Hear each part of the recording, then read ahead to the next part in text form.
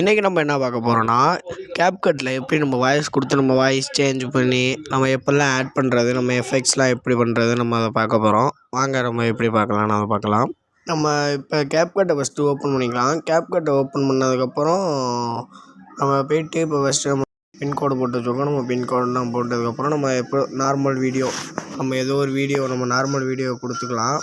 கொடுத்துக்கிட்டு ரன் ஆனதுக்கப்புறம் நம்ம போய்ட்டு நம்ம எப்படியோ இப்போ நம்ம எந்த ஆடியோ எஃபெக்ட்ஸ் நம்ம கொடுக்குற ஆடியோவுக்கு வந்து ஆடியோ எஃபெக்ட்ஸ்ன்னு இருக்கும். அந்த ஆடியோ எஃபெக்ட்ஸில் வந்து ஆடியோ எஃபெக்ட்ஸை தொட்டு நம்ம ரெக்கார்டு முடிச்சிட்டோமா, ரெக்கார்ட் பண்ணிவிட்டு இப்போ நம்ம போய்ட்டோமா உள்ளே போனதுக்கப்புறம் நம்ம ரெக்கார்ட் ஆகிட்டுருக்கு. கொஞ்சம் நம்மளுக்கு ரெக்கார்ட் ஆகிட்டுருக்கு. பார்ப்போம் நம்ம எப்படி வருதுன்னு.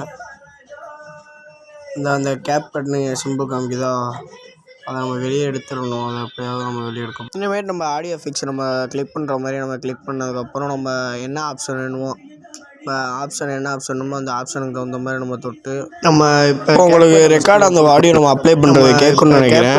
உங்களுக்கு அதை நல்லா கொஞ்சம் விட்டு பார்த்தீங்கன்னா கொஞ்சம் அந்த கீழே ரெக்கார்ட் நம்ம பண்ணது அந்த வாய்ஸ் கேரக்டர் இருக்கும். அந்த வாய்ஸ் கேரக்டரில் நம்ம பண்ணுற என்ன எஃபெக்ட்ஸ் கொடுக்குறோமோ அந்த எஃபெக்ட்ஸ் உங்களுக்கு வீடியோ நம்ம கொஞ்சம் டவுன்லோட் ஆகிட்டு தானே பார்ப்போம். நீங்கள் சரியாக டவர் தூட்டு ரன் ஆனதுக்கப்புறம் நம்ம போய்ட்டு நம்ம எப்படியோ இப்போ நம்ம எந்த தேங்க்யூ ஃப்ரெண்ட்ஸ். இதை போல் நம்ம வீடியோ டெய்லி வரதுக்கு நம்ம சேனலை சப்ஸ்கிரைப் பண்ணி வச்சுக்கோங்க. பெல் ஐக்கான் ஆனில் போட்டு வச்சுக்கோங்க.